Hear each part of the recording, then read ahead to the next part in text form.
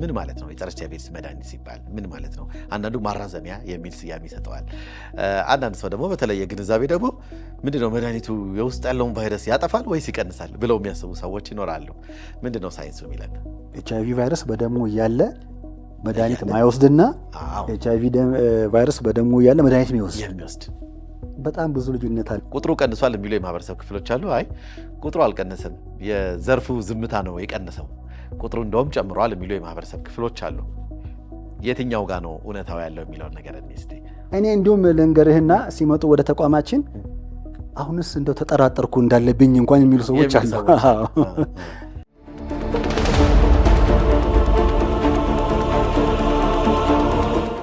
ጤና ይስጥልን ተመልካቾቻችን፣ ዘውትር በዚህ ሰዓት ወደ እናንተ የሚደርስላችሁ ሳምንታዊው የጤና ጥበብ ፕሮግራማችን ተጀምሯል። ጤና ጥበብ ፕሮግራማችንን ሰላም ሄልዝ ኮንሰልተንሲ ከአባይ ቴሌቪዥን ጋር በጋራ በመሆን ወደ እናንተ የሚያቀርቡት ፕሮግራም ነው። በዚህም ፕሮግራም ላይም በጤናው ዘርፍ ላይ ከፍተኛ አስተዋጽኦ እያበረከቱ የሚገኙ የጤና ባለሙያዎችን እንግዳ አድርገን በመጋበዝ ያላቸውን እውቀትና ክህሎት ወደ እናንተ የምናደርስበት ፕሮግራም ነው የጤና ጥበብ ፕሮግራማችን። ዛሬም እንደተለመደው እንግዲህ አንድ እንግዳ ይዤላችሁ ቀርቤያለሁ። እስከ ፕሮግራማችን ፍጻሜ አብራችሁን ቆዩ።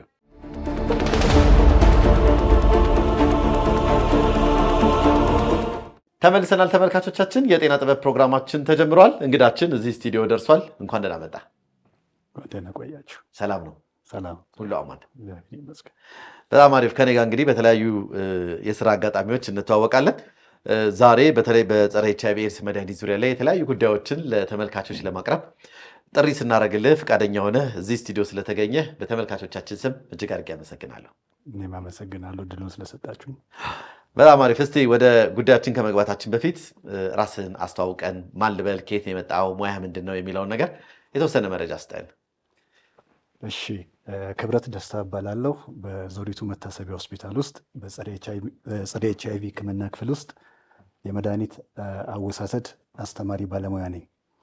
በጣም አሪፍ። እንግዲህ ዛሬ በዚህ ጉዳይ ላይ በተለይ በጸረ ኤች አይ ቪ ኤድስ መድኃኒት ዙሪያ ላይ የተለያዩ መረጃዎችን እንግዲህ ከህብረተሰቡ የሚነሱ ጥያቄዎችን አንድ በአንድ እያነሳን የተለያዩ መረጃዎችን ለተመልካቾች እናደርሳለን ማለት ነው። በድጋሚ ስለመጣ እጅግ አድርጌ አመሰግናለሁ። ፕሮግራማችን እንግዲህ እንደምታውቀው ጤና ጥበብ ይሰኛል። እንግዶቻችንን መጀመሪያ የምንጠይቀው ጥያቄ ይህንኑ ጥያቄ ነው የምናደርሰው ማለት ነው። ምናልባት አንተ ከምትሰራው የሙያ አንጻር ጤና ጥበብ የሚለው ስያሜ በምን አይነት መልኩ መግለጽ ይቻላል የሚለውን ነገር የተወሰነ ነገር በለንና ወደ ቀጣይ ጥያቄያችን እናልፋለን። በጣም ጥሩ። ጤና ጥበብ በእውነት በራሱ ለሙያው በጣም ቅርብ የሆነ ጤናን ለመግለጽ አመቺ የሆነ አገላለጽ ነው ብዬ አምናለሁ። ምክንያቱም ጤና በራሱ ጥበብ ይጠይቃል። ስለዚህ ማንኛውን ነገር በተለይ በጤና ዙሪያ ማንኛውን ነገር ከማድረጋችን በፊት በጤና ዙሪያ በተለይ ጥበብ አስፈላጊ ነው። ጥበብ ስንል ደግሞ ጤናችንን እንዴት በጥበብ እንጠብቃለን ከምንበላው ነገር ጀምሮ እስከምንጠጣው ጋር ያይዘን የምንወስዳቸውን ነገሮች ሁሉ ከጤና ጋር የሚገናኙ ስለሆኑ በጥበብ መምራት የሚለውን ነገር በትክክል ይገልጻል ብዬ አስባለሁ። ጥሩ። ምናልባት እናንተ ጋር እንግዲህ ታካሚዎች ይኖራሉ፣ ህመምተኞች አሉ። እነዛ ታካሚዎች እንግዲህ የተለያዩ ምክር ያስፈልጋቸዋል ህይወታቸውን። ምክንያቱም ህይወታቸውን ለረጅም ጊዜ ነው እንግዲህ መድኃኒታቸውን የሚወስዱት አይደለ እስካሉ ድረስ። ስለዚህ በጥበብ ህይወታቸውን በጥበብ መምራት እንዳለባቸው እሙን ነውና ከዚህ አንጻር እንደው ከእነሱ ጋር አስተሳስረ የሆነ ነገር በለን። በጣም ጥሩ። እንግዲህ ቅድም አንተም ለመግለጽ እንደሞከርከው ከኛ ጋር ያሉ ታካሚዎቻችን አንደኛ ህክምናቸው አንዴ ተጀምሮ የሚቋረጥ ስላልሆነ እስከ ህይወታቸው ፍጻሜ ወይም ደግሞ እድሜ ልክ ሙሉ እስካሉ ድረስ በህይወት እስካሉ ድረስ መድኃኒቱን ዕለት ዕለት የሚወስዱ ስለሆነ ምን ማድረግ አለባቸው ከጤና ጥበብ አንጻር የሚለውን ነገር ስናይ አንደኛ ባለሙያዊ የሚመክራቸውን ምክር በጥበብ ሲመክራቸው እነሱም በጥበብ መስማት፣ ስለ መድኃኒት አወሳሰድ፣ ስለ ሰዓቱ፣ መድኃኒቱ ሊያስከትሉ ስለሚችሉ አንዳንድ ምልክቶች፣ ጠቀሜታውን፣ ጉዳቱን። ምክንያቱም አንዴ ተጀምሮ አንድ ሳምንት ወስዶ አንድ ወር ተወስዶ የሚቆም መድኃኒት አይደለም። እስከ ህይወታቸው ፍጻሜ መድኃኒቱን እየወሰዱ ስለሚቀጥሉ መድኃኒቱን በአግባብ በሰዓት እንደገና ደግሞ ባለሙያው በሚነግራቸው መሰረት መውሰድ እንዳለባቸው ይህን በጥበብ ባለሙያው የማስረዳት ኃላፊነት አለበት ማለት ነው። እሺ፣ ወደ መድኃኒቱ ከመግባታችን በፊት እንግዲህ ኤች አይ ቪ ኤድስ እኛ ሀገር ላይ ከገባበት ጊዜ አንስቶ እንግዲህ በጣም የተለያዩ ሂደቶችን አሳልፈው አሁን ዛሬ ያለንበት ደረጃ ላይ ደርሰዋል። አንዳንድ ሰዎች HIV ኤድስ ቁጥሩን በተመለከተ የተለያዩ ሀሳቦች ሲንሸራሸሩ ታያለ። በማህበራዊ ሚዲያም ሊሆን ይችላል፣ በተለያዩ መንገዶች ቁጥሩ ቀንሷል የሚሉ የማህበረሰብ ክፍሎች አሉ። አይ ቁጥሩ አልቀነሰም፣ የዘርፉ ዝምታ ነው የቀነሰው፣ ቁጥሩ እንደውም ጨምሯል የሚሉ የማህበረሰብ ክፍሎች አሉ። የትኛው ጋር ነው እውነታው ያለው የሚለውን ነገር እስቲ በዚህ ዙሪያ ላይ ቁጥሮቹ ጨምረዋል የሚሉት ሀሳቦች ምናልባት ብዙ የመረጃ ክፍተት ሊኖር ይችላል ብዬ አስባለሁ። እንዲሁም ቁጥሩ ከመጀመሪያው ከነበረው ሕክምናው ከተጀመረ ጊዜ ጀምሮ ስርጭቱን የመቆጣጠር እና የመከላከል ስራ የተሰራ ስለሆነ ቢያንስ ከነበረበት እየቀነሰ ነው እንጂ እየጨመረ ነው የሚል ነገር በዳታ አስደግፎ መናገራው እንኳን ባይቻል፣ እኛ ግን ባለን ልምድና በምናየው ሁኔታ ቁጥሩ እየጨመረ ነው የሚለው ሳይሆን ሊገልጽ የሚችለው ምንድን ነው፣ ስለ ቫይረስ ስርጭቱ ወይም ደግሞ ስለ HIV የሚሰጠው የግንዛቤ ማስጨበጫዎች ፕሮግራሞች በተወሰነ ደረጃ ተቀዛቅዘዋል የሚል አለ። ምናልባትን ከሱ ጋር ተያይዘው ለምንድን ነው መቀዛቀዙ? በተፈለገው ልክ ቁጥሩ ቀንሶ ነው ይሄ ነገር የቀዘቀዘው ወይስ ደግሞ እንግዲህ የሚመለከተው አካል ትኩረቱን ወደ ሌላ አቅጣጫ ላይ በማዞሩ ነው የሚለው ነገር ማንሳት እንችላለን። ምክንያቱም በጣም ካልቀነሰ በጣም እንዲቀንስ አሁንም እንግዲህ መቼም አጥጋቢ ደረጃ ላይ ነው ብዬ አላስብም። አሁን ያለበት ደረጃ በጣም ከዚህም በታች ማውረድ አለበት የሚል እምነት አለኝ። እንደው ከዛ አንጻር ደግሞ ያን ማምጣት አስፈላጊ ሆኖ ከተገኘ ደግሞ እንዳልከው የግንዛቤ ማስጨበጫው ልክ እንደ ድሮ በጣም በስፋት መሰጠት አለበት ብለን እናምናለን። እንደው ከዛ አንጻር ምክንያቱ ምንድን ነው ብለህ እንደ ባለሙያ አሁን ሌላውን ነገር ተው፣ እንደ ባለሙያ ምን ታስባለህ? ትክክል ነው። ቀደም ሲል ከዛሬ 5-6 ዓመታት በፊት የነበሩ ብዙ ፕሮግራሞች ይሰሩ ነበር። በጋዜጦችም ላይ፣ ሊፍሌቶችም ላይ፣ ፍላየርስ ሁሉ በየቦታው ስርጭቱን በተመለከተ ሳይቀር በየቦታው ሁሉም መኪኖች ላይ፣ ትራንስፖርት ላይ፣ በየቦታው ኢቨን በተለያዩ ሚዲያዎች ሁሉ ስለ ግንዛቤ ማስጨበጫው ይሰጥ ነበር።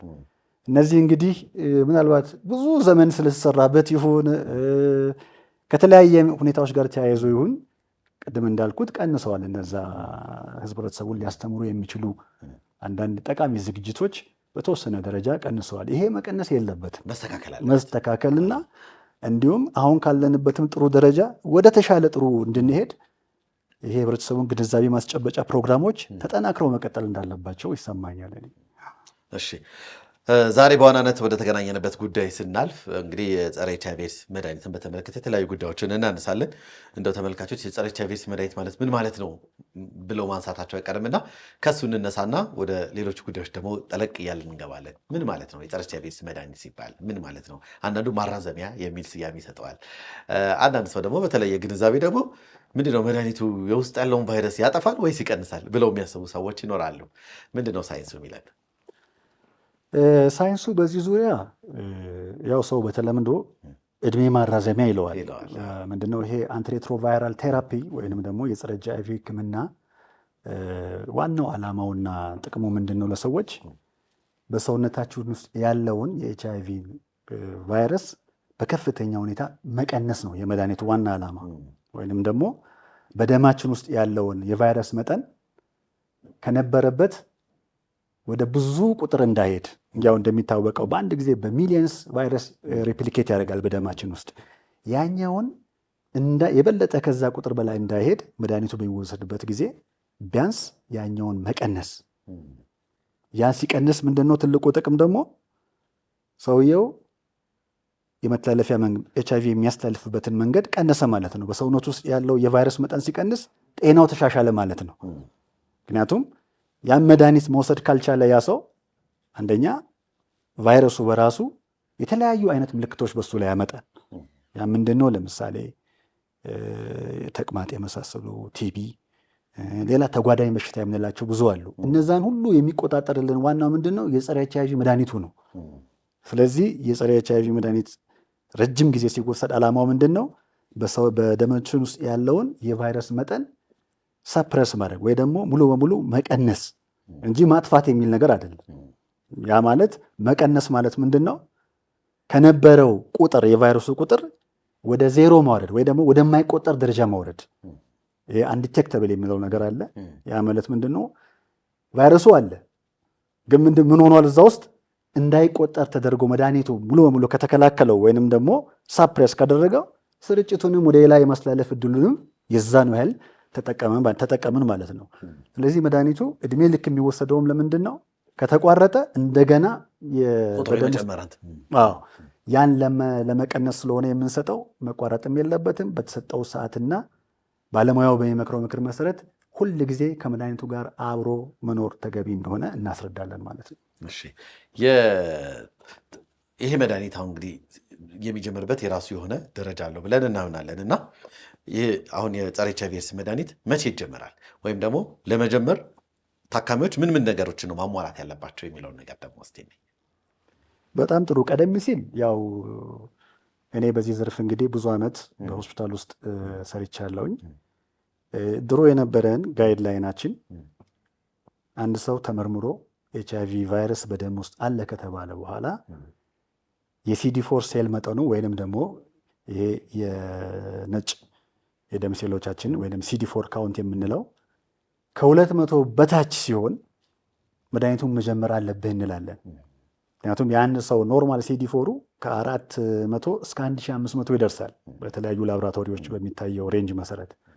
ስለዚህ አንድ ሰው ይህ መድኃኒት መቼ ጀመረ ብለን በኢትዮጵያ ውስጥ የነበረው አካሄድ ምን ነበረ?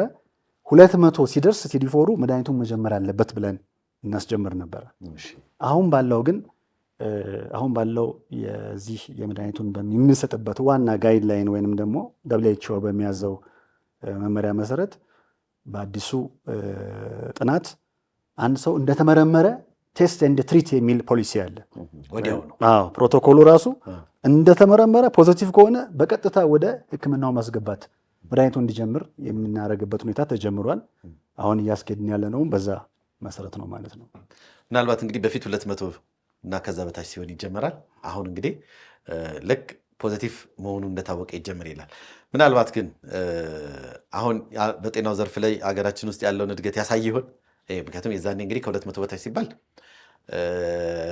እንግዲህ 400 ላይ ያለ ሰው አይጀምርም ማለት ነው። ምናልባት ከኢኮኖሚ ጋር የተያዘ ግን ምክንያት ይኖረው ይሆን?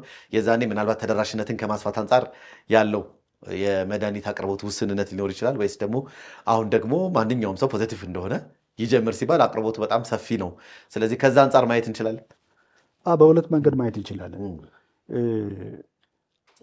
እንደምናስታውሰው ከሆነ መድኃኒቱ በሚጀመርበት ጊዜ በፈረንጆች 2003 ላይ ያው እንደሚታወቀው መድኃኒቱ በግዢ ነበረ፣ በጣምም ውድ ነበር። ስለዚህ ቅድም ያልኩህን ክራይቴሪያዎች አንዱ እስከ 200 ሲዲ4 እስኪደርስ ድረስም የሚደረግ የነበረው ያ ቆይታም የተደረገው ከዛ አንጻር ነው። አሁን ግን አንደኛ መድኃኒቱ በነፃ ህብረተሰቡ ሊያገኝበት የሚችለው መንገድ ስለተመቻቸ ሲዲ4ሩ ምንም ይሁን ምን ፖዚቲቭ ከሆነ መጀመር እንዳለበት እንጂ ሲዲ4 አይጠበቅም። በቃ ፖዚቲቭ ከሆነ አንደኛ ምክንያቱም ቅድም እንደነገርኩ በ2003 በግዢ ነበረ። ከ2005 ጀምሮ ግን በነፃ ላንች ስለተደረገ ለሁሉም ህብረተሰብ መድኃኒቱን በነፃ የሚያገኝበት አክሰስ ስለተፈጠረ ማንም ሰው ሲዲ4 200 እስኪሆን አይጠበቅም። ተመረመረ፣ ፖዚቲቭ ነህ፣ በደምህ ውስጥ ኤች አይ ቪ ቫይረስ አለ ከተባለበት ቀን ጀምሮ መድኃኒቱን መጀመር የሚችልበት ሁኔታ ተመቻችቷል። ስለዚህ ነው ቅድም ቴስት ኤንድ ትሪት የሚል ፕሮቶኮል ተዘጋጅቶ እንደተመረመረ አንድ ሰው ፖዚቲቭ ከሆነ መድኃኒቱን መጀመር የሚችልበት ሁኔታ ተመቻችቷል ማለት ነው። የመድኃኒቱን ስናይ እንግዲህ ከዚህ በፊት የነበረ ቅድም እንዳልከው የራሱ ፕሮቶኮል ነበረው። ያው ፕሮቶኮሉ አፕዴት ሆኖ አሁን ያልክበት ደረጃ ደርሷል። በተመሳሳይ ደግሞ ጥራቱን በተመለከተ፣ መጠኑን በተመለከተ፣ ቁጥሩን በተመለከተ ደግሞ ያለው እድገት ምን ይመስላል? በፊት እንግዲህ ሲወሰድ የነበረው ቁጥር በቁጥርም ትንሽ ከፍ ያለ ነበር አይደል? አሁን ያለበት ደረጃስ ምን ይመስላል? በጣም ጥሩ ጥያቄ ነው። ቀደም ሲል ያው እንደ አጋጣሚ ሆኖ ሲጀመርም ነበርንና አንተ በጣም ረጅም ጊዜ ሲጠነሰስ እና አስቸጋሪ ነበር። ያ ምንድነው በቀን ውስጥ ጠዋትም ማታም እስከ 4 ፍሬ እስከ 5 ፍሬ ቁጥሩም ከፍ ያለ እንደገና ደግሞ አላስፈላጊ የጎንዮሽ ጉዳት ሳይድ ኢፌክቶችም ነበሩት እና የዛን ጊዜ ትንሽ ከበድ ይል ነበር በተለይ መድኃኒቱን ለሚወስዱ ወገኖቻችን። በአወሳሰድ ዙሪያም አንደኛ አድሄራንሳቸው ያም ማለት ምንድነው የመድኃኒት አወሳሰድ እንትናቸው ችሎታቸውን ራሱ በደንብ ለመምከር ራሱ ያስቸግር ነበር። የመድኃኒቱ ብዛት መቀበልም የላቸው ነበር። ፖዚቲቭ ነኝ ብሎ ራሱ መቀበሉ ከባድ ነበር። ጊዜው ራሱ እውነት ነው። ጊዜውም ያው እንደሚታወቀው የግንዛቤ ማነስ ነበር። HIV አለበት ሲባል ሰው ልክ ያው ቀንዳም ነገር ላው ላይ ምናምን ነገሮች ነበሩ። አዎ ያ ነገር ስለነበረ አንደኛ መድኃኒቱ ቁጥሩ ከፍ ይላል፣ ሁለተኛ ደግሞ አወሳሰዱም ያው በመድኃኒቱ ቁጥርም ከፍ ያለ ነው። አሁን ላይ ባለው ሁኔታ ግን እንደምናየው አብዛኛው ታካሚዎቻችን በቀን አንድ ፍሬ ብቻ የሚወስዱበት ተጠቃሉ ሁሉ ነገር ተጠቃሉ አንድ ፍሬ ብቻ የሚወስዱበት በተለይ በአወሳሰድ ዙሪያ ካውንስል አድርገናቸው መክረናቸው ፈርስት ላይን ብለን የመጀመሪያ ደረጃ መድኃኒት ብለን የምንሰጣቸው በጣም ለአወሳሰድ አመቺ ቫይራል ሰፕሬሽኑ ላይም ወይ ማለት ቫይረሱን በመቀነስ ላይም ጥሩ እንትን ያለው ፖቴንሻል ያለው መድኃኒት ስለሆነ አሁን በቀን አንድ ፍሬ መውሰድ ለአንድ ታካሚ በጣም ቀላል ነገር ነው። ምክንያቱም እንደምናየው ለሌላ በሽታ ሰው ብዙ ናይት ይወስድ የለ እንዴ? ለምሳሌ ለደም ግፊት፣ ለስኳር ይቋረጣል እንዴ? ከዛ በላይ ቁጥር ይወስዳሉ አይደል እንዴ? ግን ይሄኛው የጸረ HIV ሕክምናው ግን ወደ አንድ ፍሬ በቀን አንድ ጊዜ ብቻ እንዲወስዱ ተመቻችቶ እያለ ይሄኛውን በቀን አንድ ፍሬ ወስደው ጤናቸውን እንዲጠብቁ እንመክራለን። ያም ሆኖ ግን አንድ ብቻ ነው ብለን ግንዛቤ እንዳንይዝ የአወሳሰድ ችግር ከተፈጠረ ያ ማለት በታካሚው በኩል ማለት ነው ክፍተት ካለ መድኃኒቱን በሰዓቱ የማይወስድ ከሆነ ባለሙያ በነገረው መሰረት የማይወስድ ከሆነ በተለይ የሚያቋርጥ ከሆነ አንድ ብቻ መሆኑ ቀርቶ በሰውነት ውስጥ ያ የመጀመሪያው መድኃኒት ቫይረሱ ለምዶ ሬዚስታንስ ቫይረስ ፈጥሮ ከአወሳሰድ ችግር ጋር በተያያዘ በታካሚው በራሱ ችግር 2 እና 3 ወደሚወስድበት ወደ ሰከንድ ላይ የምንሄድበት ሁኔታዎች ይፈጠራሉ። ስለዚህ በዚህ አጋጣሚ ፈርስት ላይን ድራግ የሚባለው ለኤችአይቪ አንድ ፍሬ ብቻ መውሰድ ለማንም ቀላል ስለሆነ ታካሚዎቻችን በዚህ አጋጣሚ በደንብ መድኃኒቶቻቸውን ሰዓታቸውን ጠብቀው እንዲወስዱ ማስታወስ ያስፈልጋል ማለት ነው። ምክንያቱም መድኃኒቱን መላመድ ከመጣ ቫይረሱ አንድ መሆኑ ቀርቶ ወደ 2 ወደ 3 የመሄድ ዕድሉ ሰፊ ነው የሚሆነው። ትክክል። ስለዚህ በስነ ስርዓት በተባሉት መሰረት ግንዛቤ ወስደው ሳያቋርጡ እንደተባለ ባለሙያ ባዘዛቸው መሰረት መድኃኒቱ መውሰድ አለባቸው ነው ሀሳቡ። አዎ ይሄ ነው ዋና ሀሳብ። ምክንያቱም አንድ ሰው ለምሳሌ ወሩን ሙሉ አንዳንድ ፍሬ እንዲወስድ ተነግሮት 2 ዶዝ ቢረሳ በወር ውስጥ የዛ ሰው አወሳሰድ ፑር አድሄራንት ነው የሚባለው፣ ወይም ደግሞ የአወሳሰድ ችግር ያለበት ታካሚ ይባላል። ያ ታካሚ ቀድሞ ወዳልነው ሀሳብ ይላል ማለት ነው። አንድ መሆኑ ይቀርና ወደ 2 ራሱ ላይ ጫና ይፈጥራል፣ ለጤናውም የሚመች ነገር አይኖረውም። አዎ ስለዚህ በአወሳሰድ ዙሪያ ላይ የሚሰጠውን የባለሙያ ምክር በትክክል ተግባራዊ ማድረግ ከታካሚው ይጠበቃል።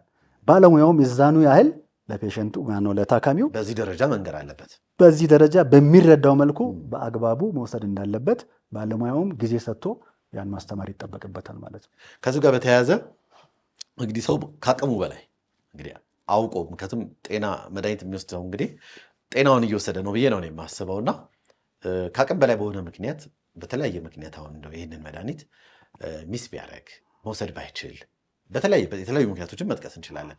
ባይችል አንዳንድ ታካሚዎች የሚቀጥለው ቀን ደብል አድርጌ ወሰድኩ የሚል እንትናችን ላይ ሶሻል ሚዲያ ላይ ይጽፉልናል። ደብል አድርጌ ነው የወሰድኩት፣ ከዛ ግን ደግሞ የማይሆን ነገር ውስጥ ገባሁት፣ አመመኝ፣ እንዲያልኩ አስታወከኝ፣ ጨጓራኝ በጣም አሞኝ ነበረ እንትን ያደረግኩት የሚል የተለያዩ ጥያቄዎችን ያነሳሉ። ምናልባት ግን በተለያየ ምክንያት ዛሬ መድኃኒቱን ቢዘለው አንድ ሰው ከአቅም በላይ በሆነ ምክንያት ቢዘለው በማግስቱ ምንድን ነው ማድረግ ያለበት?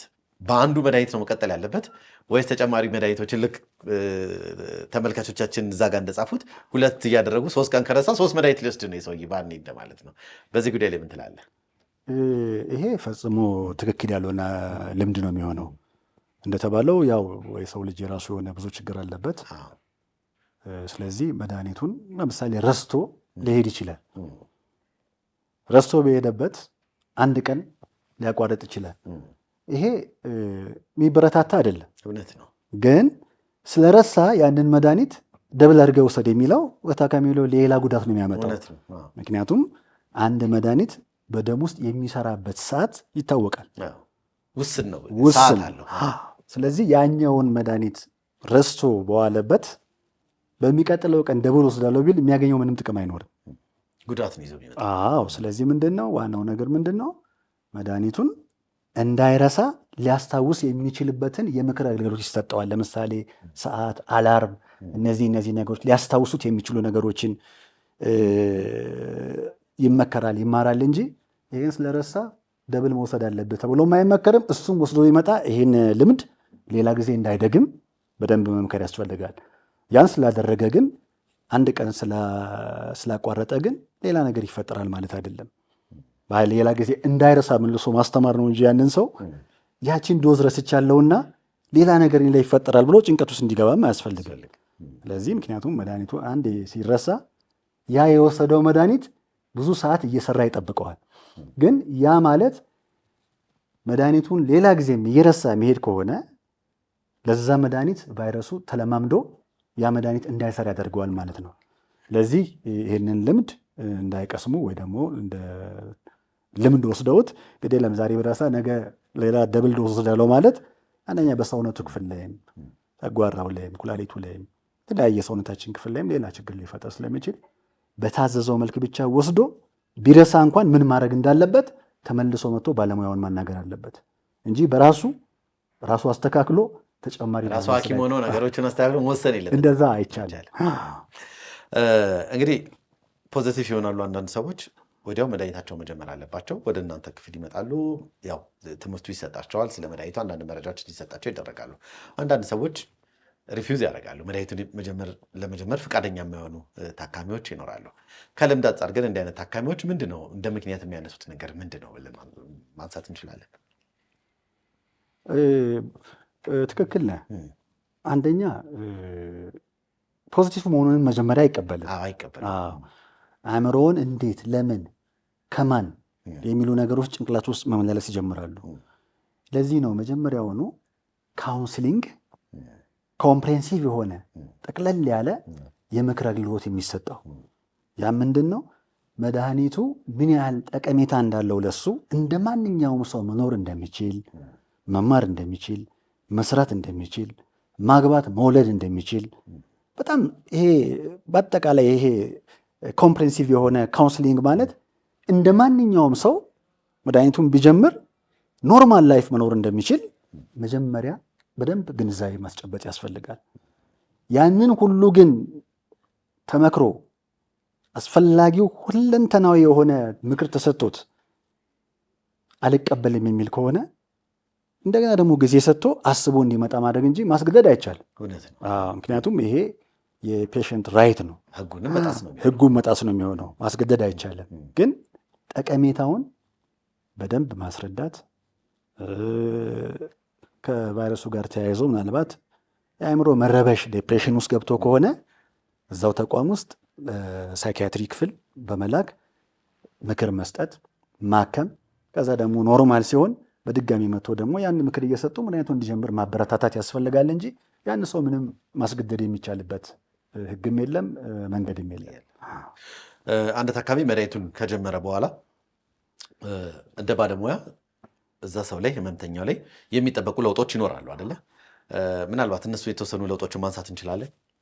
አሁን መድኃኒቱን ጀምሮ የተለየ የሚያሳየው ብዙ ምልክት የለም። ቀደም ሲል ቅድመ ስናነሳ እንደነበረው ድሮ የምንሰጣቸው መድኃኒቶች በ15 ቀን ውስጥ በጣም የተለያየ አይነት ምልክት ይዘው ይመጣሉ እና አንዳንዴ መድኃኒቶችን ሁሉ አስቁመን በተለየ ክትትል ውስጥ እንዲቆዩ የምናደርግበት ለምሳሌ ባልከው ለምሳሌ አንዳንድ ሰው መድኃኒቱን ልክ እንደጀመረ የጉበት መጠን ወይ ሊቨር ፋንክሽን ቴስት ሲያሰራ የሊቨር ፋንክሽን ቴስቱ ኤሌቬት አድርጎ ጉበቱ ላይ ችግር ፈጥሮ ሊሆን ይችላል። ስለዚህ ያኛው በላቦራቶሪ ምርመራ ከተረጋገጠ በኋላ የተወሰነ ጊዜ እንዲቆይ ይደረግና በሌላ ጊዜ ደግሞ ሲስተካከል እንዲጀምር ይደረግ ነበር። ኦፍኮርስ አሁንም እንደዚህ አይነት ነገሮች በጣም በአነስተኛ ደረጃ ቢኖሩም ግን እንደዚህ ለየት ያለ መድኃኒቱን ከጀመረ በኋላ ይዞ የሚመጣውን ሳይድ ኢፌክት በብዛት አናይም በተቋሙ። ስለዚህ መድኃኒቱ ምን ያህል መሻሻሉን የምናውቀው አንዱም ለዚህ ነው። ለሰውነት እጅግ በጣም ተስማሚ የሆነ መድኃኒት ነው በአሁኑ ሰዓት ህብረተሰቡ እየወሰደ ያለውና ይህን ምልክቶች ብዙ አናይም። በዚህ አጋጣሚ ምናልባት ከዚህ በፊት የነበረው ምንድነው ሰዎች ራሳቸውን ደብቀው ኤችአይቪውም እንዳለባቸው ለማንም ሳይነግሩ ዝም ብለው ይተውትና ደብቀው ይቆዩና ህመሙ ግን እየጨመረባቸው የማይሆን ደረጃ ላይ ይደርሱና ከወደቁ በኋላ በሰዎች ግፊት ሊሆን ይችላል ለሌላ ጤና ተቋም ምርመራ ሲሄዱ ታውቆ የሚመጡበትም አጋጣሚ አለ። ምናልባት እነዚህ ሰዎች መድኃኒቱን ከጀመሩ በኋላ የተወሰኑ መሻሻሎችን በአይን የሚታዩ መሻሻሎች ሊኖሩት ይችላሉ። ምናልባት ግን አሁን ያለው ነገር ግን ወዲያው ቴስት ይደረጋል፣ ትሪት ይደረጋል። ኢሚዲየትሊ ቴስት ፖዘቲቭ መሆኑ ከተረጋገጠ ወደ ሕክምና የሚሄድበት ሁኔታ አለ። ምናልባት ግን የራሱ የፕሮቶኮሉ መሻሻል አድቫንስ መሆን የጎንዮሽ ጉዳቱን የመቀነስ እድል ይዞ ይመጣ ይሆን? ምናልባት ወዳልተፈለገ አቅጣጫ የሚሄዱበትን ነገር እድል ይቀንስ ይሆን? በሚገባ ምክንያቱም ምንድን ነው ፖዚቲቭ እንደሆነ HIV ፖዚቲቭ እንደተባለ መድኃኒቱን የመጀመሩ አንዱ አድቫንቴጅ ምንድን ነው? በሰውነት ውስጥ ያለው ለምሳሌ ተጓዳኝ በሽታዎች ዝም ብሎ ከተቀመጠ ተጓዳኝ በሽታው ቅድም ለመጥቀስ እንደሞከርኩት የቲቢ፣ ዲያሪያ፣ የተለያዩ ሄርፐስ ዞስተር የምንላቸው በቃ ይሄ ተጓዳኝ በሽታ የምንላቸው ብዙ አሉ። እነዛ ነገሮች ሁሉ አይጀምሩትም ማለት ነው። ምክንያቱም ቴስት አድርጎ መድኃኒቱን ከጀመረ እነዛ ነገሮች አይኖሩም፣ ተከላከለ ማለት ነው። ወዲያው መድኃኒቱ ምን ማድረግ ጀምሯል ማለት ነው። ስራውን እየሰራ ስለሆነ ተጓዳኝ በሽታ እንዳይዘው ያደርጋል። ስለዚህ አንዱ አድቫንቴጅ ምንድን ነው? ቴስት ኤንድ ትሪት ወይ ደግሞ መድኃኒቱን በተመረመረ ቀን መድኃኒቱ ሊጀመርለት ይገባል የተባለው ለምንድን ነው? እነዛ ተጓዳኝ በሽታዎች እንዳይመጡ ነው። ቲቢን፣ ሌሎች ተጓዳኝ በሽታዎችም እንዳይዙት መድኃኒቱን ቶሎ መጀመሩ ቀደም ብለውም ደህና ሆኗል የመጣው መድኃኒቱን ሲጀምር ደግሞ የበለጠ ጤንነቱ የተረጋገጠ የበለጠ የተሻለ ለተጓዳኝ በሽታም ሳይጋለጥ ኖርማል ላይፉን ይቀጥላል ማለት ነው። ሌላው የጸረ ኤች አይ ቪ ኤድስ መድኃኒት የሚወስዱ አሉ። ፖዘቲቭ ሆነው ደግሞ የጸረ ኤች አይ ቪ ኤድስ መድኃኒት ደግሞ የማይወስዱ ሰዎች አሉ። አንወስድም ብለው ተቃውሞ አድርገው የማይወስዱ ሰዎች ደግሞ ይኖራሉ። ምናልባት ሁለቱ ጋር የሚኖራቸው በህይወታቸው የሚኖራቸውን የጤና ልዩነት ማንሳት እንችላለን። ኤች አይ ቪ ቫይረስ በደሙ እያለ መድኃኒት ማይወስድና ኤች አይ ቪ ቫይረስ በደሙ እያለ መድኃኒት የሚወስድ በጣም ብዙ ልዩነት አለ። እንንገራቸው ለተመልካች። በጣም ጥሩ። መድኃኒት የጀመረው ሰው ትልቅ ጠቀሜታው ምንድን ነው? አንደኛ ኳሊቲ ላይፍ መኖር ይጀምራል። ኳሊቲ ላይፍ ማለት ምንድን ነው? ወይ ደግሞ ፕሮሎንግድ ላይፍ ረጅም ዓመት መኖር የሚችለው ምንድን ነው? አንደኛ ከኤች አይ ቪ ጋር ተያይዞ የመጡ በሽታዎች አይዙትም፣ ተጓዳኝ ህመሞች አይዙትም።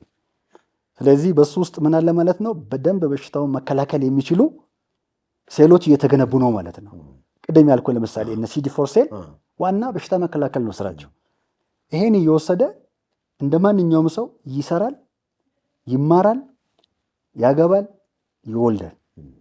እዚህ ጋር ግን ፖዚቲቭ ሆኖ መድኃኒት ያልጀመረው ሰው በጣም በሚያሳዝን መልኩ ለተለያየ አይነት ተጓዳኝ በሽታ ተጋልጦ አንደኛ የሰውነቱ አጠቃላይ አቋምም 10% በአንዴ ይወርዳል። ክብደቱም እየቀነሰ ቅድም የጠቀስኳቸው በሽታዎችም እየተያዘ ለምሳሌ ትልቁ እነሱም መድኃኒት የሚወስዱ ሰዎችን የመጀመሪያ የሚያጠቃው በሽታ አንዱ ቲቢ ነው። ቲቢ ደግሞ እንደሚታወቀው ገዳይ በሽታ ነው፣ ቀላል በሽታ አይደለም። ስለዚህ በዛ የመያዝ ዕድሉ ሰፊ ነው። የተጓዳኝ በሽታዎች የምንላቸው ነገሮች ሁሉ እዛኛው ታካሚ ላይ በትክክል ይታያሉ ማለት ነው። ያንን ታካሚ እንደገና ወደ ሕክምና ስታመጣው ያንን ራሱን ለማዳን የሚፈጀው ጊዜም ከዛኛው በጣም ይለያል። ስለዚህ መጀመሪያ ይሄ ተመርምሮ መድኃኒት የጀመረው ሰው አንደኛ ሪሶርስን ብዙ አይባክንም፣ ራሱም ከጤናው አንጻር ጠንካራ እና አምራች ዜጋ የመሆን እድሉ ሰፊ ነው። ይሄ ግን ተመርምሮ አልወስድም መድኃኒት ብሎ በተለያየ ነገር ሊሞክር ይችላል። ያ ማለት ምንድን ነው? ሰው እንግዲህ ያው የራሱ በሃይማኖቱ ይሞክራል፣ አበሻ መድኃኒት ሞክራለሁ የሚል አለ። እኛ ምንድን ነው ለዛ ሰው ጠቀሜታውን እያዩ እኮ ነው። አሁን መሰለህ አንዳንዴ መድኃኒት የጀመረውን ሰውና መድኃኒት ያልጀመረውን ሰው በአሁኑ ሰዓት መለየት በጣም ቀላል ነው። የሆስፒታል ምልልሱ ራሱ ብዙ ነው። የዛኛው መድኃኒት ያልጀመረው አንደኛ በየቀኑ እየታመመ ሆስፒታል መመላለስ በራሱ እንደገና ደግሞ አልጋ የመያዝ እድሉ ሆስፒታል ላይ አልጋ ከያዘ በኋላ ደግሞ ሊያወጣ የሚችለው ወጪ በቤተሰቡ ላይም በራሱ ላይም በአገሪቱም ላይም በአጠቃላይ ጉዳት ነው የሚያስከትለው። ይሄኛው ግን ተመርምሯል፣ መድኃኒት እየተወሰደ ነው። ምንም ሆስፒታል የሚያመላልሰው ነገር የለም። እኛ ጋር የምንፈልገው እሱ መቼ ነው? መድኃኒቱን ከጀመረ በኋላ ምናልባት በ6 ወር አንዴ ነው የምንፈልገው። ለምንድን ነው? እሱንም ወይ CD4 የምንፈልግ ከሆነ ቫይራል ሎድ የሚያሰራ ከሆነ እንጂ መድኃኒቱን ይዞ በ6 ወር አንዴ ብቻ እንዲመጣ ይደረጋል። የመውሰዱና ያለመውሰዱ ትልቁ ጥቅም የምታውቀው የማይወስደው በየቀኑ ሆስፒታል ይመላለሳል። ምክንያቱም አእምሮን አላሳመንማ። ለመጀመር ጀመር ትላለህ፣ ትመክራለህ፣ ታስተምራለህ፣ እንዲጀምር ብዙ መንገዶች ታሳያለህ። ግን አልፈልግም እቆያለሁ እያለ ዝም ብሎ ግን ይመላለሳል አንተ ጋር እየታመመ መወሰን አልቻለም። አንደኛ ራሱም እየተጎዳ ነው፣ ፋይናንሻልም እየተጎዳ ነው። በትራንስፖርት መመላለስ በራሱ በፋሚሊው ላይ በቤተሰቡ ላይ ልጆች ካሉት በልጆቹ ላይ በአጠቃላይ ህይወቱን ሁሉ ሊያናጋ የሚችል ነገር ስለሆነ ሰዎች ተመርምረው ፖዘቲቭ ከሆኑ ጊዜ ማባከን አያስፈልግም። ቀጥታ ወደ ሕክምናው መጥቶ ለተጓዳኝ በሽታ ሳይጋለጥ ቅድም እንደጠቀስነው አይነት መድኃኒቱን ጀምሮ ጤነኛ እንደሆነው ዜጋ እሱም እንደዛ ማድረግ ይችላል ማለት ነው። በኤችአይቪ ጸረ ኤችአይቪ መድኃኒትን የሚወስዱ ሰዎች እንዳጠቃላይ እንግዲህ ቅድም ካወራናቸው በቂ ግንዛቤ ያገኛሉ ብዬ ተስፋ አድርጋለሁ። ከዛ ባሻገር ግን እንደው እንዳጠቃላይ መድኃኒቱን የሚወስዱ ሰዎች ማድረግ ያለባቸው ሁለንተናዊ ጥንቃቄ ምን ይመስላል የሚለውን ደግሞ እስቲ ሊያደርጉ የሚገባው ጥንቃቄ ምንድን ነው? አንደኛ መድኃኒቱን ባለሙያ በሚነግረው መሰረት በሚያስተምረው ነገር በመሰረት መውሰድ። ከዛም በኋላ ለሌሎች ደግሞ ይሄ ነገር እንዳይተላለፍ ምክንያቱም መድኃኒት ወስጃለሁና ጤነኛ ነኝና ሌሎች ጋር ሄጄ ለምሳሌ አንዳንድ ነገር ባደርግ ወይንም ደግሞ የግብረ ሥጋ ግንኙነት ባደርግ ምንም አይፈጠርም በሚል ተዘናግቶ ምክንያቱም ጤንነት ስለሚሰማው እመጣልሃለሁ። አንዳንድ ሰዎች እንደው መድኃኒቱን ልክ ይህን ሲጀምሩ ጤንነት እንዳልከው በጣም ስለሚሰማቸው ነፃ የሆኑ ስሜት ይመስላቸውና በሽታውን አላስተላልፍም ወደሚል ነገር የመምጣት እድል አላቸው። እና ያ ነገር እንዳይኖር ምንም እንኳን ባለትዳር ሊሆን ይችላል። ለዚህ ያ ሰው ባለትዳር እንኳን ቢሆን ስቲል የሚመከረው ምክር ምንድን ነው? በግንኙነት ጊዜ ኮንደም እንዲጠቀም ይመከራል። ያ ጥቅሙ ምንድን ነው? እንዲረዱት። በጣም ጥሩ። ያ ጥቅም ምንድን ነው? ያለ ኮንደም የሚሄድ ከሆነ ወይ ደግሞ ያለ ኮንደም ግንኙነት የሚያደርግ ከሆነ አንደኛ እሱ የሚያስተላልፈው ቫይረስ ያ እሱ መድኃኒት የማይወስደው ሰው ጋር ከሆነ ግንኙነት እያደረገ ያለው እሱ የሚወስደው መድኃኒት ያ ሰው በተዘዋዋሪ እየለመደ ነው ማለት ነው። ስለዚህ ሌላ ጊዜ ይሄ ሰው ወደ ጸረ ኤችአይቪ ሕክምና በሚመጣ ጊዜ መድኃኒቱ አይሰራለትም ማለት ነው። ስለዚህ ምንድን ነው የፈለገ ጤንነት ቢሰማው ባለትዳርም ይሁን ሲንግልም ይሁን ግብረ ሥጋ ግንኙነት ለማድረግ በሚሄድበት ጊዜ ኮንደም ማድረግ መቻል አለበት። ያን የምናስተርመው ለምንድን ነው? ሌላ ሬዚስታንስ ቫይረስ ወደ ህብረተሰቡ እንዳይዛመት ማለት ነው። ስለዚህ እኔ መድኃኒት ወስጃለሁ ጤነኛ ነኝ አላስተላልፍም የሚል ነገር አይሰራም። የፈለገ ወደማይቆጠር ደረጃ ቢደርስ እንኳን እስከ መጨረሻው ድረስ ፖዘቲቭ ነው፣ ሰውየው ፖዘቲቭ ነው፣ መድኃኒት እየወሰደ ነው። ምክንያቱም አሁን ወደማይቆጠር ደረጃ አንዲቴክተብል ነው ብለናል። ግን ዛሬ መጥቶ ቢመረመር ፖዚቲቭ ነው ሰውየው። ይሄን ነው ማወቅ አለበት። ህብረተሰቡ ይሄን በትክክል እኔ እንዲሁም ልንገርህና ሲመጡ ወደ ተቋማችን አሁንስ እንደው ተጠራጠርኩ እንዳለብኝ እንኳን የሚሉ ሰዎች አሉ። ስለዚህ ቼክ እናድርገው እንዴት ጋር ይሆን ይላሉ፣ ያደርጋሉ ሁሉ። እኛ እንዲሁም ሪሶርስ እንዳይባክን አይፈቀድም በሚለው ነው እንጂ አንዳንዱ እንዲሁም በሌላ አቅጣጫ ይገባና እንደ አዲስ ሁሉ ይመረመራል፣ ሸውዶ ማለት ነው፣ ምንም እንዳልተፈጠረ እና ሲነገረው ሁሉ በቃ ልክ እንደ አዲስ አክት የሚያደርግልህ ለይለጥ ሲሞክር ምን የሚሉ ሁሉ አለ። ስለዚህ የመድኃኒቱ ትልቁ አድቫንቴጅ ምንድን ነው? ጤንነት እንዲሰማ ያደርጋል፣ ደረጃ እንዲሰማ ያደርጋል። ያ ደግሞ ሊያዘናጋ ይችላል ሌላውን። ስለዚህ ምን ሆነ ከሌላው አግብቶ ወልዶ እየኖረ አይደል እንዴ? ስለዚህ ኖ ፕሮብሌም ወደሚል ነገር እንዳይሄድ እስከ መጨረሻው ድረስ ኮንደም እንዲጠቀም መመከርም ማመንም መቻል አለበት። ስለዚህ ይሄን መዘንጋት የሌለበት ትልቅ ነገር ነው። ሌላው ጥንቃቄ ምን ማድረግ አለባቸው?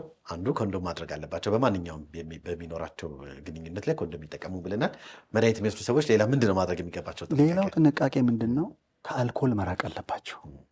ከሲጋራ፣ ከአልኮል በአጠቃላይ መጠጥ ከሚባል ነገር መራቅ አለባቸው። ምክንያቱም መድኃኒቱ ከአልኮል ጋር ራሱን የቻለ ሳይድ ኢፌክት ስላለው። ስለዚህ ይሄ መድኃኒት የሚወስድ ሰው ቢቻል ሙሉ በሙሉ ከመጠጥ፣ ከሲጋራ፣ ጫት ከመሳሰሉ ሱሶች ሙሉ በሙሉ መራቅ አለበት። ምክንያቱም በማይታወቅ ሁኔታ አንዳንዴ ምክንያቱም መጠጥ ከጠጣ አንዱ መድኃኒቱንም ሊረሳ ይችላል። ሁለተኛ ደግሞ ቅድም ለመግለጽ እንደተሞከር ነው ጠጥቷልና ያለ ኮንዶም ሄዶ ሌላ ቦታ ሊሄድ ይችላል። ለዚህኛ ዋና ምንድነው በመጡ ቁጥር ሁሉ እንጠይቃለን፣ አወሳሰዱን እንጠይቃለን፣ የረሳበት ቀን እንዳለ መጠጥ ጠጥቶ እንደሆነ እንጠይቃለን። እነዚህ ነገሮች ሁሉ ያለመዘንጋት መጠየቅ ያለባቸውና ማድረግ የሚገባው ጥንቃቄ ሊሆን ይገባል ማለት ነው። ስለዚህ በዚህ አጋጣሚ መድኃኒት የጀመሩ ሰዎች በአጠቃላይ ከመጠጥ ከሲጋራ አጠቃላይ አልኮል ነገሮች መራቅ አለባቸው ማለት ነው። መድኃኒቱ አለ እንግዲህ ጸረ ኤች አይ ቪ ኤድስ መድኃኒት አለ። ሌሎች ደግሞ መድኃኒቶች ለሌላ ህመም የሚሰጡ ደግሞ መድኃኒቶች ይኖራሉ። ይህ የጸረ ኤች አይ ቪ ኤድስ መድኃኒት ከሌሎች መድኃኒቶች ጋር ያለው መስተጋብር ምን ይመስላል የሚለው ደግሞ እስቲ እንደ ማንኛውም ታካሚ አንድ ሰው ለምሳሌ የጸረ ኤች አይ ቪ መድኃኒት ይወስዳል። በተመሳሳይ ጊዜ ደግሞ ለምሳሌ የደም ግፊት፣ የሱካር፣ የተለያዩ ህክምናዎች የሚሰጣቸው ታካሚዎች አሉ። አሁን እኛ ጋር አንድ ላይ የሚታከሙ አሉ። ያ ማለት ምንድነው? ለኤች አይ ቪም ለሌላ በሽታም የሚታከሙ ሰዎች አሉ። ምንድነው ከመድኃኒቱ ጋር ሊኖር የሚችለውን በተመለከተ አንደኛ ሰዓታቸውን ማራረቅ አለባቸው። ያው ቀደም እንደነገርኩ ብዙ ጊዜ የኛ መድኃኒት አንድ ፍሬ የሚወሰደው ወይ ጠዋት ላይ ይመርጣል ወይ ማታ ላይ መርጦ ለሱ በሚመቸው እንደ ሰውየው ፍላጎት። ያ ማለት ግን ዛሬ ጠዋት ወስዶ ነገ ደግሞ ማታ ይወስዳል ማለት ቋሚ የሆነ ሰዓት ማለት ቋሚ የሆነ ሰዓት በቃ ማታ ከሆነ ሁል ቀን ማታ 2 ሰዓት ከሆነ 2 ሰዓት መውሰድ ያለበት። እዚህ ውስጥ ግን ለምሳሌ ሌሎች መድኃኒቶች ሌላ ህመም ታሞ ሌሎች መድኃኒቶች ቢታዘዙለት መውሰድ አይቻልም ማለት አይደለም። አንዱን ማስቀደም አንዱን ደግሞ ወደኋላ አድርጎ መውሰድ ይችላል። ስለዚህ ከዚህ መድኃኒት ጋር ሊጋጩ የሚችሉ መድኃኒቶች ሊኖሩ እንኳን ቢችሉ ይለያሉ። በባለሙያ ተመክረው ለምሳሌ ምንድነው ከጸረ ኤች አይ ቪ መድኃኒት ጋር አብሮ የማይሄደው መድኃኒት የሚለው ነገር በደንብ ይታወቃል። እዚህ ይሄ መድኃኒት ለምሳሌ አሁን መድኃኒቱን እየወሰደ እያለ የስኳር ህመምተኛ ከሆነ በዛ መድኃኒት ላይ ሊጨመሩ የሚችሉ ዶዞች ይኖራሉ። ያ ማለት ምንድነው? ያ መድኃኒት ተወ ማለት አይደለም። እንዲሁም ተሻሽሎ ተስተካክሎ ይሄን በዚህ ሰዓት ትወስዳለህ፣ ይሄን በዚህ ሰዓት ትወስዳለህ፣ ስለዚህ ምንም የሚፈጠር ችግር የለም፣ በዛ ማስኬድ ትችላለህ በሚል ይመከራል ማለት ነው። ስለዚህ ከሌላ ህመም ጋር ተያይዞ የሚሰጡ መድኃኒቶች ምንም ችግር በሰው ቤት ሊያስከትሉ አይችሉም ማለት ነው። በአመጋገብ ዙሪያ ላይ ኤች አይ ቪ ፖዚቲቭ የሆኑ ሰዎች ይኖሩናል። እንዲያውም ደግሞ መድኃኒቱን ደግሞ እየወሰዱ ያሉ ሰዎች ሊሆኑ ይችላሉ እና እንደው በአመጋገብ ዙሪያ ላይ እንደው መከተል ያለባቸው የአመጋገብ ዘይቤ ይኖር ይሆን? በአመጋገብ ዙሪያ ላይ ብዙ ሪስትሪክሽን አይኖርም። ቤት ያፈራውን ማንኛውን ምግብ መመገብ ይችላሉ። ዋና ምግቡ በጽዳት መያዙና በአግባቡ መያዝ ነው እንጂ እንደ ማንኛውም ሰው ማንኛውን ምግብ መመገብ ይችላሉ። በእርግጥ እንደ ስጋ ምናምን የመሳሰሉ ነገሮችን ጠብሶ ቢበሉ ወይ ደግሞ በስሎ ቢበሉ በጣም ይመረጣል። ከዛ ውጭ ግን ማንኛውንም ቤት ያፈራውን ምግብ እናስታውሳለን እኮ እንዲሁም በጣም በአነስተኛ የኑሮ ደረጃ የሚኖሩ ሰዎች ምን በልተውን ነው ይሄን መድኃኒት የምንቋቋመው ይሉ ነበር አይደለ? የዛን 4-5 በሚወሰድበት የዛን ጊዜ ይሄን ምግብ ውሰድ ይሄን ምግብ አይባልም። በቃ ቤቱ ያፈራውን ማንኛውንም ነገር በጽዳት ይዞ መመገብ ይችላል። እሺ፣ የእርጉዝ ሴትና የጸረ ኤች አይ ቪ ኤድስ መድኃኒት ያላቸው ደግሞ ቅርኙነት ወይ አወሳሰድ ምን ይመስላል የሚለውን ደግሞ በተወሰነ መልኩ እስቲ እናንሳ። በጣም ጥሩ። አንዲት እናት ለምሳሌ በእርግዝና ወቅት ላይ ተመርምራ ፖዚቲቭ ከሆነች ከዚህ በፊት ሳታቅ ማለት ነው አይደል? ከዚህ በፊት ሳታቅ እርጉዝ ከሆነች በኋላ እንዲመረመሩ እናደርግ የለም ሲመጡ ፖዚቲቭ ብትሆን ምንድነው ይሄ በኤኤንሲ ክሊኒክ ወይ ደግሞ ማተርናል ክሊኒክ ላይ ምንድነው የሚደረገው? ሌሎቹ የሚወስዱትን መድኃኒት እንድትወስድ ይደረጋል። ሌሎች እርጉዝ ሴቶች የሚወስዱትን እርጉዝ ሴቶች ብቻ አይደለም ማንኛውም መድኃኒት ስትወስድ ለምሳሌ የጸረ ኤች አይ ቪ መድኃኒት ማለት ነው። ማንኛውም ስልህ እርጉዝ ሆና ፖዚቲቭ ሆናለች። ስለዚህ ዋናው ዓላማ ምንድን ነው? አንደኛ እሷን እያከምን በተዘዋዋሪ ደግሞ ምንድን ነው ጽንሱ ውስጥ ያለው ቫይረሱ ወደዛ እንዳይተላለፍ ይሄ ቨርቲካል ትራንስሚሽን የምንለው ከእናት ወደ ልጅ እንዳይተላለፍ የምናደርገው በምንድን ነው? አንዱ ገና እርጉዝ ሆና መድኃኒቱን ስትጀምር አንደኛ ለሚወለደው ሕፃን ቫይረሱ እንዳይተላለፍ ያደርጋል ማለት ነው። ለዚህ ነው ፒኤምሲቲ ይሄ ፍሮም ማዘር ቱ ቻይልድ ትራንስሚሽን ክሊኒክ የሚባለውን ሁላችን የምናውቀው አለ። እዛ አንዱ ምንድን ነው በእርግዝና ወቅት ቫይረሱ ወደ ሕፃኑ እንዳይተላለፍ መድኃኒቱ እንዲጀምሩ ይደረጋል እርጉዝ እናቶች። እዛ በኋላ ያ ቫይረሱ በሰውነቷ ውስጥ በጣም ስለቀነሰ ሳፕሬስድ የሆነ ሲሄድ ወደ ህፃኑ ደግሞ ቨርቲካሊ የሚሄደው ቫይረስ ቀነሰ ማለት ነው። ስለዚህ ኔጌቲቭ ልጅ አሁን እንደሚታየው 100% ነፃ የሆነ ልጅ ነው አሁን እየተወለደ ያለውና ስለዚህ ለእነሱ የተለየ መድኃኒት አይደለም የሚሰጣቸው የጸረ ኤችአይቪ ተመሳሳይ። ስለዚህ ፕሮቶኮሉ ተመሳሳይ ነው። እንዲሁም ቅድም እንዳልኩ ነው ቴስት ኤንድ ትሪት በቃ ዳይሬክትሊ እንደ ተመርምራ እርጉዙም ሆነ ፖዚቲቭ ሆነ የለም። ስለዚህ መድኃኒት ውስጥ ነው መጀመሪያ ወደ መድኃኒቱ ፕሮቶኮል ውስጥ መግባት ነው ያለባት። በቃ ሰርቪስ ውስጥ ትገባለች ኤንሲ ውስጥ። ከዛ በኋላ እዛ መድኃኒቱን ጀምራ እዛ ላይ መረሳት የሌለበት ነገር ምንድን ነው? አንደኛ በሰውነቷ ውስጥ ያለው ቫይረስ ሰፕሬስድ ሆኗል። ሁለተኛ ህፃኑ ላይም የመሄድ እድሉ ኦልሞስት 95% ቀንሷል። ስለዚህ ምንድን ነው ከተወለደ በኋላስ ወደሚለው ነገር ከመጣን ለህፃኑም ደግሞ የሚሰጠው ቢያንስ ለ18 ወር አካባቢ የሚወስደው መድኃኒት አለ። ስለዚህ ያ መድኃኒት ልጁን ከኤችአይቪ ነፃ ሆኖ እንዲቆይ ያደርገዋል ማለት ነው። ስለዚህ ለእነሱ በተለየ መልኩ የሚሰጠው ሰርቪስ ምንድን ነው? ማተርናል ክሊኒክ ውስጥ ወይም ደግሞ ኤንሲ ክሊኒክ ውስጥ ራሱን ችሎ እርጉዝ እናቶች መድኃኒት እንዲጀምሩ ተደርጎ ወደ ህፃኑ እንዳይታለፍ የሚደረግበት ሰርቪስ ይሰጣቸዋል ማለት ነው። ያ ለእናትም ለሚወለደው ህፃንም ብዙ ጠቀሜታ አለው ማለት ነው። እሺ የህፃናት ላይ በተለይ እንግዲህ ያው እስከ 18 ወር የሚሰጠውን እሱን ወሰደ። ከዛ ውጭ ግን በተለያየ ምክንያት በዛ በእርግዝና ሂደት ውስጥ ኤችአይቪ ቴስት ሳታደርግ እናት ቀርታ እንግዲህ ያው በተለያየ ምክንያት ወደ ልጁ የሚተላለፍበት እድል ሊኖር ይችላል። እውነት ነው። እንደዚህ ሲኖር እንግዲህ ወይ በ2 ዓመት በ3 ዓመቱ በ4 ዓመት ምናልባት ልጆች ቼክ ሲደረጉ ፖዚቲቭ የሚሆኑበት አጋጣሚ ይኖራል። በዛ ጊዜ ምንድን ነው እነሱ ላይ ያለው የጸረ ኤችአይቪ ሕክምና ምን ይመስላል የሚለውን ደግሞ እስቲ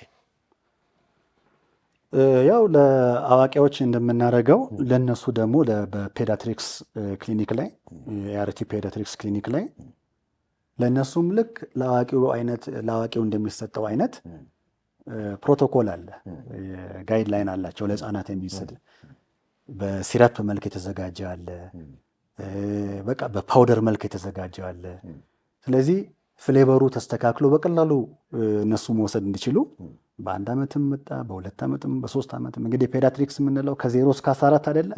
እስከዛ ድረስ ባለው ለነሱ የተዘጋጀ የህክምና እንትን አለ፣ ፕሮቶኮል አለ። በዛ መሰረት እነሱም ከህፃንነታቸው ጀምሮ ይሄን መድኃኒት ለነሱ በሚያመች መልኩ የተዘጋጀ ስላለ ያኔ እየወሰዱ ይቀጥላሉ ማለት ነው። እነሱም ልክ እንደ አዋቂ ቤተሰቦቻቸው ማድረግ ያለባቸው ምንድን ነው? ሰዓቱን መዘንጋት የለባቸውም። ምክንያቱም እነሱ ላይም ልክ እንደ አዋቂ ሰዓት የሚረሳ ከሆነ የቫይረሱ ሪፕሊኬሽን እየጨመረ ወዳልተፈለገ ህመም ውስጥ ወይም ሌላ በሽታ እንዲይዛቸው ሊያደርግ ይችላል። ስለዚህ ለእነሱም በዛው ፕሮቶኮል መሰረት ቤተሰብ አስፈላጊውን ሰዓት በተነገረው መልኩ ሲረፕም ይሁን በፓውደር መልክም ይሁን የተዘጋጀው እንዲወስዱ በደንብ የምክር አገልግሎት በተለይ እንደኛ ሆስፒታል አሁን እንደ ዘውዲቱ መታሰቢያ ሆስፒታል በደንብ ኦርጋናይዝድ የሆነ የህፃናት የኤችአይቪ መከታተያ ክፍል አለ፣ ህክምና ክፍል አለ። ልክ ለአዋቂው እንደተዘጋጀው ሁሉ ለነሱም በተለየ መልክ ሆስፒታላችን ይሄኛውን አክሰስ በተሟላ ሁኔታ በአሁኑ ሰዓት ለህፃናትም ለአዋቂም በመስጠት ላይ ይገኛል ማለት ነው። በዋናነት ግን ተመልካቾች ስለ እድሜያቸው እንግዲህ ከ0 እስከ 14 ዓመት ስላሉ ህፃናት የመድኃኒት አወሳሰድ ስናወራ ከየት ያዛቸው ብሎ ማንሳታቸው አይቀርም። በዋናነት ነው ምንድነው ምክንያቱ ማለት እንችላለን? በዚህ እድሜ ላይ የሚገኙ ህፃናት እንግዲህ ለዚህ ቫይረስ በምን አይነት ሁኔታ ሊጋለጡ ይችላሉ ብለህ እንደ ባለሙያ የተወሰነ ነገር መረጃ ትሰጠናለህ? ብዙ ሰዎች ያው ከእናት ወደ ልጅ ብለው ሊያስቡ ይችላሉ። ከሆኑም ደግሞ እንደው የቤተሰብ ሚና በተለይ በሚያረግዙበት ሰዓት የቤተሰብ ሚና ወይም ቤተሰቦች ወላጆች ኃላፊነታቸውን አለመወጣታቸው ምናልባት ወደዚህ ችግር ሊያመጣው ይችላል ብለህ ታምናለህ? ምንም ጥያቄ የለውም። ያ ህፃን ልጅ ከየትም አያመጣም። ቅድም ለማንሳት እንደሞከር ነው ከእናት ወደ ልጅ ቨርቲካል ትራንስሚሽን ያልነው በዛ ነው ሊያዝ የሚችል። ሌላው ሃይ ቫይራል ሎድ ናት ማለት ነው። መድኃኒት አልጀመረችም። ስትወልደውም ሃይ ቫይራል ሎድ ነበረች። በሰውነቷ ውስጥ ሚሊየንስ ቫይረስ አለ። ወደ ልጁ የመተላለፍ እድል በጣም ሰፊ ነው። የተለያየ ለምሳሌ አምጣ ወልዳ ሊሆን ይችላል። የዛን ጊዜም ኮንታሚኔሽን አለ፣ መነካካት አለ። እነዛ ነገሮች ሁሉ ልጁ ላይ ምን ሳይወለድ ገና የእሷ ቫይረስ መጠን በጣም አልጀመረችማ መድኃኒት በጣም ከፍተኛ ስለሆነ ወደ ልጁ የመተላለፍ እድሉ በጣም ሰፊ ነው እና ብዙ ነገሮች አሉ። ራሱ ይሄ ብረስት ፊዲንጉ ራሱ እነዚህ ነገሮች ሁሉ ምክንያቱም እሷ ካወቀች በኋላ ተወልዶ ቢሆን ኖሮ ሳታቅ አሁን እሷ አላወቀችም ራሷ። ስለዚህ ልጁም ለዚህ ነገር ተጋልጧል ማለት ነው። ለዚህ ያለው ነገር ምንድን ነው? ተመርምሮ ፖዚቲቭ ከሆነ ይሄ ልጅ ከእሷ ተወልዶ ፖዚቲቭ ከሆነ ያለው እድል ምንድን ነው? ወደ ትሪትመንት ኬር ፕላን ውስጥ ይገባል ማለት ነው። በቃ እንደ ማንኛውም አዋቂ ሕክምናውን ይጀምራል ማለት ነው። ስለዚህ ይህ ሕፃን ከማን ነው አኳር ያደረገው ማለት ነው? ከእናቱ ነው ማለት ነው። ምናልባት የእናት የባለሙያ ሚና እዚህ ጋር ምን መሆን አለበት ብለህ ታምናለህ? የእናት እንግዲህ ማድረግ ያለባት ትልቁ ነገር ምንድን ነው? ቼክ ማድረግ ያስፈልጋል፣ መመርመር ያስፈልጋል። መጀመሪያው ነው እርግዝናው ከመጣ በኋላም ኤችአይቪ ይጠየቃል በክሊኒክ ሲያስቡ ራሱ ለማርገዝ ሲያስቡ ቀድሞ ይህንን የመመርመር እድሉ ቢኖር የበለጠ ፕሮቴክት የማድረግ እድሉ መጨመር ይቻላል። ለማርገዝ ሲያስቡ ራሱ ቢመረመሩ ለማርገዝ ሲያስቡ ቢመረመሩ እርግዝናቸውን እኮ አይከለክላቸውም፣ አይከለከልም፣ ማርገዝ ይችላሉ። ከዛ በኋላ ግን ካረገዙ በኋላ ግን ለልጁ ስለሚደረገው ጥንቃቄ ነው ማሰብ ያለባቸው። ምክንያቱም እሷ ስትመረመር አወቀች አይደል? ራሷ ካወቀች በኋላ ምንድን ነው የምታደርገው? መድኃኒት ነው የምትጀምረው። እሷ ጀመረች ማለት በተዘዋዋሪ ሕፃኑም ጀመረ ማለት ነው። ስለዚህ እናቶች ይሄን በምንም መዘንጋት የሌለባቸው ምንድን ነው ተመርምረው ፖዚቲቭ ከሆኑ በኋላ ወደ እርግዝና ሲሄዱ ያኛውን ቅድም የተባባልነውን ሰርቪስ ልክ እንደ አዋቂ ለልጁ ጥቅም ሲባል ጋይድላይኑም ያስገድዳል። ፖዚቲቭ ሆነች ማለት አንድ እርጉዝ ወዲያው መድኃኒቱን ትጀምራለች ማለት ነው። መድኃኒቱን ጀመረች ማለት ምን ማለት ነው? ደግሞ ቫይረሱን ሳፕሬስ አደረገችው ማለት ነው። ቫይረሱን ሳፕሬስ አደረገችው ማለት ምን ማለት ነው? ደግሞ ወደ ሕፃኑ እንዳይተላለፍ አደረገችው ማለት ነው። ስለዚህ ይሄ እንደ አጠቃላይ ሙሉ ሕክምና እያደረገች ነው ማለት ነው። ሕፃኗንም ታድገዋለች ማለት ነው ከቫይረሱ። ትልቅ ኃላፊነት፣ በጣም ትልቅ ኃላፊነት ነው። ወደዚህ ምድር ኔጌቲቭ ልጅ ወለደች። ያ ኔጌቲቭ ማለት ከቫይረሱ ነፃ የሆነ ልጅ ወለደች ማለት ነው። እሷ ቫይረሱ እያለባት ከቫይረሱ ነፃ የሆነ ልጅ ግን መውለድ ቻለች። በምን? መድኃኒቱን በመጀመሯ። ስለዚህ ይህን እናቶች በሚገባ ይገነዘባሉ ብዬ አስባለሁ። ግንዛቤ ማስጨበጫ አሁንም መቀጠል አለበት ማለት ነው። እዚህ ጋር ግን የባለሙያዎች ሚና በተለይ የቅድመ እርግዝና ምርመራ የሚደረግበት የራሱ የሆነ ክፍል አለ አይደለ? ወይም ደግሞ የቅድመ ወሊድ ክትትል በሚደረግበት ሰዓት የባለሙያዎች ሚና ምን መሆን አለበት? በተለይ ጫን ብለው መመርመር እንዳለባቸው አስረግጠው የማድረግ እድል ኢቭን ምርመራው እዛ ተቋም እንኳን ባይኖር ያለበት ቦታ ላይ ሄደው እንዲመረመሩ ከማድረግ አኳያ እሷንም ካውንስል ከማድረግ አኳያ ምን አይነት ኃላፊነት አለባቸው? ባለሙያው እዚህ ላይ በፍጹም መዘናጋት የሌለበት ነገር ምንድን ነው? እንደምናስታውሰው እንደምናውቀው አይደለም እሷን ባል ሁሉ እንዲመጣ ይጠየቃል። አብረው እንዲመረመሩ ሁሉ ይደረጋል። እሷ ፖዚቲቭ ከሆነች በኋላ እንኳን ስለሱ ሁሉ ይጠየቃል። ስለዚህ ምንድን ነው እቺ እናት በተገቢው መልኩ እንድትመረመር ባለሙያው ባለማቋረጥ ባላት ስኬጁል ቪዚት ሁሉ መናገር መቻል አለበት። ያ ምንድን ነው ከባለሙያው የሚጠበቀው ነው። ግን ዝም ብሎ ብቻ በቃ አንቺ ፕሬግናንት ነሽ፣ አንቺ እርጉዝ ነሽ፣ እንደዚህ ብቻ ጥንቃቄ ታደርጊያለሽ ብሎ እንደው ቀለል ባለመልኩ ተናግሮ አይደለም መሄድ ያለበት። ምን እየሆነ ነው ማለት ነው? እሱ ከተዘናጋ እሷ ምን ልትሆን እንደምትችል እናውቃለን። እዚህ ባለሙያው ስለ እርጉዝ እናቶች ወደ ምድራችን ገና ስለሚመጡት ሕፃናቶች ከማንም በላይ ኃላፊነት ወስዶ የምክር አገልግሎት መስጠት ያለበት ለእናቶች ባለሙያው ነው። ከሌላ ይሄን ካላደረገ ከማንም ይሄን ምክር ሊያገኙ አይችሉም።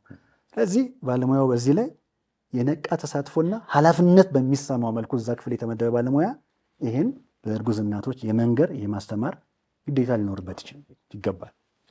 እሺ፣ ፖዘቲቭ ሆነው መድኃኒቱን ያልጀመሩ ሰዎች እንግዲህ ይኖራሉ ብለን እናስባለን እና ከዛሬ ነገ ጀምራለሁ መወሰን አቅቷቸው ያልጀመሩ ሰዎች ሊኖሩ ይችላሉ።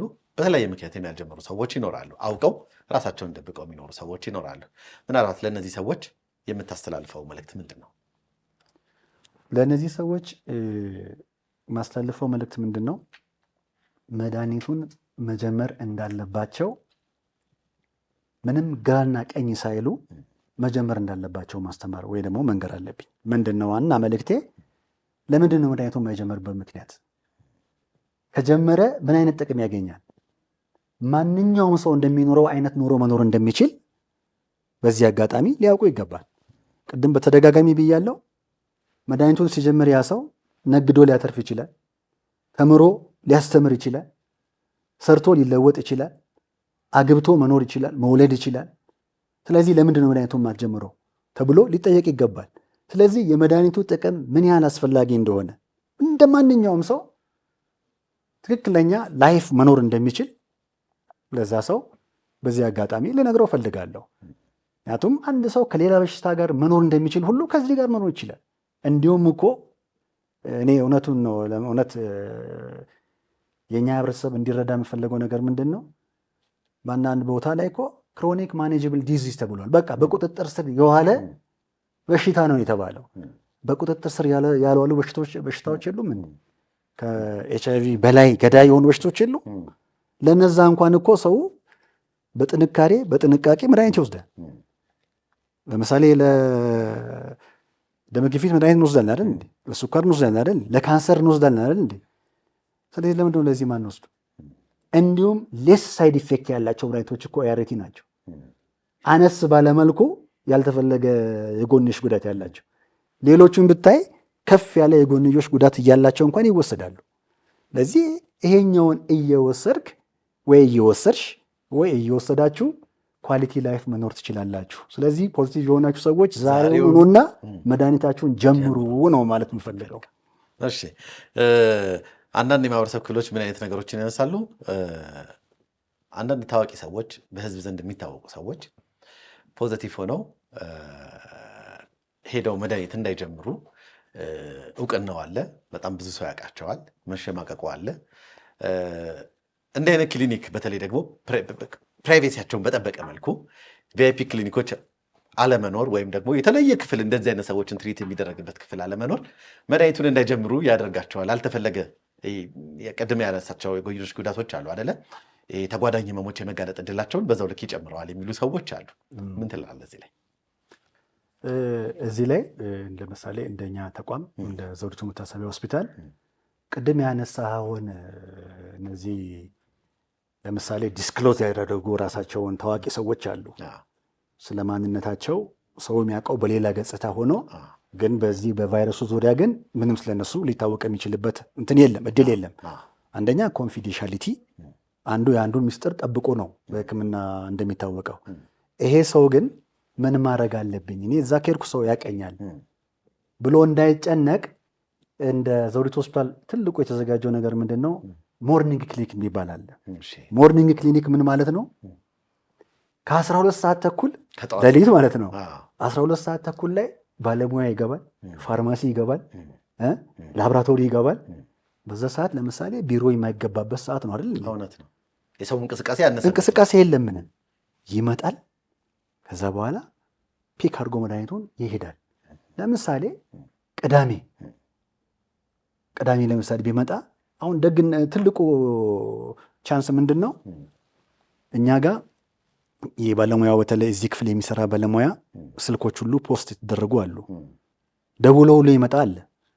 እንደዚህ ልመጣ ነውና እንደዚህ ቢዘጋጅልኝ ብሎ ሁሉ እስከ መደወል ኦር ደግሞ ይሄ እኔ አልመጣም ይሄ ካግ የምንለው አንድ ፕሮግራም አለ።